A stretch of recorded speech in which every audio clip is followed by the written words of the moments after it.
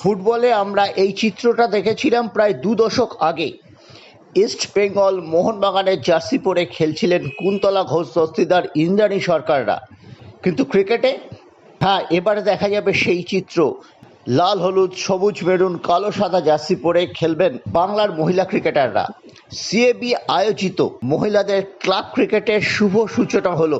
উপস্থিত ছিলেন কোষাধ্যক্ষ প্রবীর চক্রবর্তী, যুগ্ম সচিব দেবব্রত দাস প্রমুখ অন্য কর্মকর্তারা।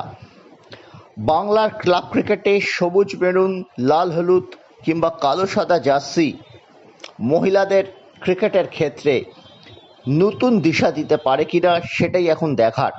মোহনবাগান ক্লাব এখনও নবভাবে শুরু হওয়া ফুটবলের কন্যাশ্রী কাপের টিম নামায়নি, কিন্তু ক্রিকেটে নামালো। এটাও কিন্তু খুব তাৎপর্যপূর্ণ ঘটনা।